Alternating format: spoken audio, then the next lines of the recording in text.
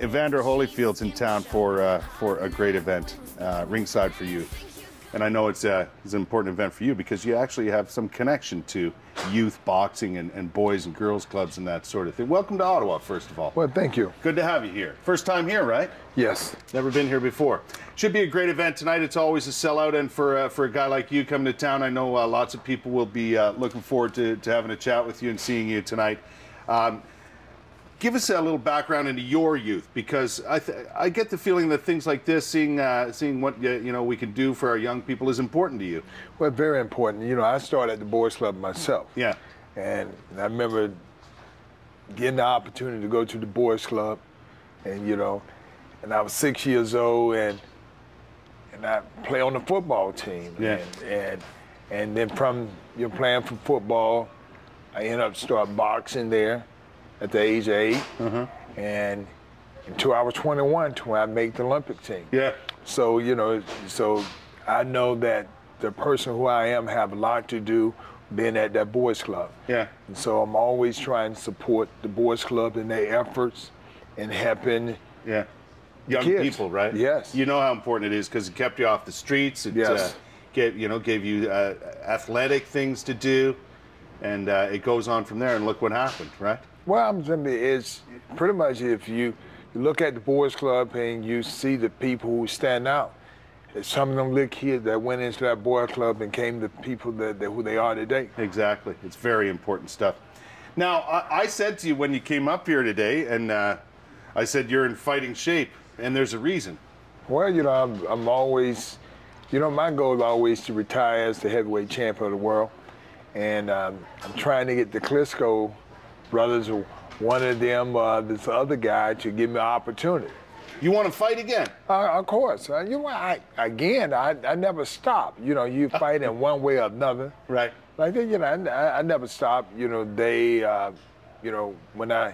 I didn't get the decision with Lennox Lewis, they gave it to Lennox Lewis, and I'm still out here.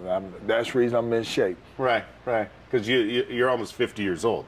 You're a few months away from 50. Well, yeah, October I'd be 50. I'm 50 years old. You're embarrassing me here. Well, how? How? You look good. So good. Well, you look good too. Thank you. You look good. Listen, why continue fighting though? Why? Because you really want to go out as the champion of the world? Well, you won 4 championships. Yeah, I won 5.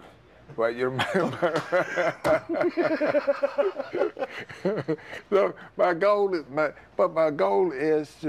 my goal is to finish as a champion. It's how you end in life.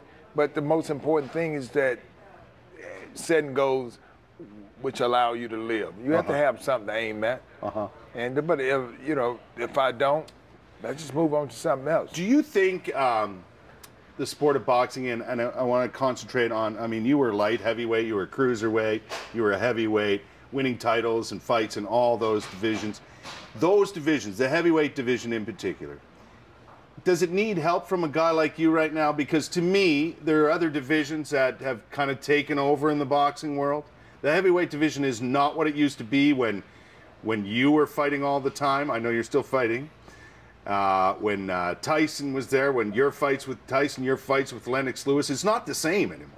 Well, it's not the same, but if you go backwards, people remember when Sugar Ray Robinson used to be the man. I mean, they knew when Sugar Ray Leonard, Marvin Hagler, he was middleweights. Tommy Hearns. Yeah. All these yeah, guys. True.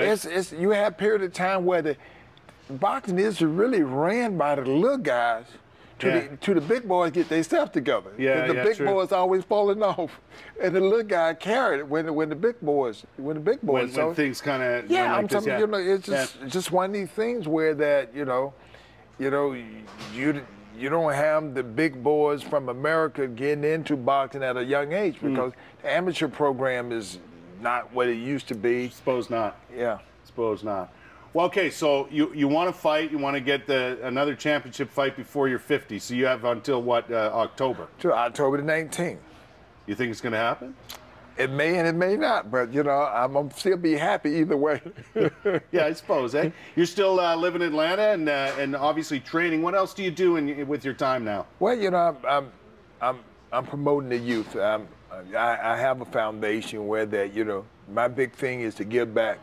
Because just as the Boys Club gave me an opportunity to be who I am, right? I kind of feel that all athletes should give back, be able to give something back. Yeah, and it is a great way to do it because, like we said, you've been through all of that. Well, let me ask you a couple of quick questions before we go. Best fight you ever had? Well, it's hard to say. You know, I would say the White Muhammad Qawi, July the 12th. 1986 in Atlanta. That was a good fight. That was a good fight. Hardest fight you ever had? Well, that was the hardest. Okay. So you consider that the best because it was the toughest fight you had? I wouldn't say that the best because I think the best when I beat Tyson. Yeah, I beat Tyson that first time. Now that was the best because the world felt that it was the best because Tyson was the guy that did nobody actually think nobody could beat. That's right. And they kind of felt that Buster Douglas beat him on a fluke, but it wasn't. But they knew that from when the first bell rang to the time I knocked him out, I was on him. I wasn't running. You were. It's true. Yes. What went through your mind when he took a chunk out of your ear? Oh, shit, man, I jumped up in here. I didn't know what went through my mind because all I know is that he did something that he ain't supposed to do. Yeah. Like that must have surprised you like nobody else. Well, because he ain't, you know, one thing don't nobody ever think about getting bit in a fight. Because that ain't something that just it's don't unnatural, happen. right? Yeah, it's unnatural, and that's the only thing that shocked me. Yeah. But it must today, be weird, eh? Yeah, but today, you know, we all right about that, you know? Yeah. Because I know, and I said, you did it because you wanted to get out of there. Yeah, I suppose, eh? Yeah. In the end. You ever talk to him now? Yeah. We you know.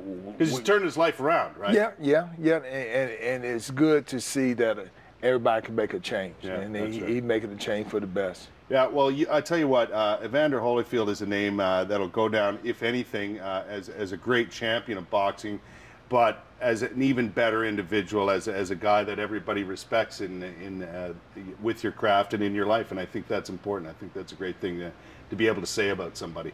Well, thank you. Yeah, thanks for coming today. My bad. I hope you enjoy your time here and have a great time tonight. Okay. Ringside for Youth, Evander Holyfield is supporting here tonight, as he does back in Atlanta and throughout North America, as a matter of fact. Great to have him here on the program today. All right, we're going to head out. Sarah Freemark's got all kinds of things going on today. Let's see what she's up to with her house tour. Sarah.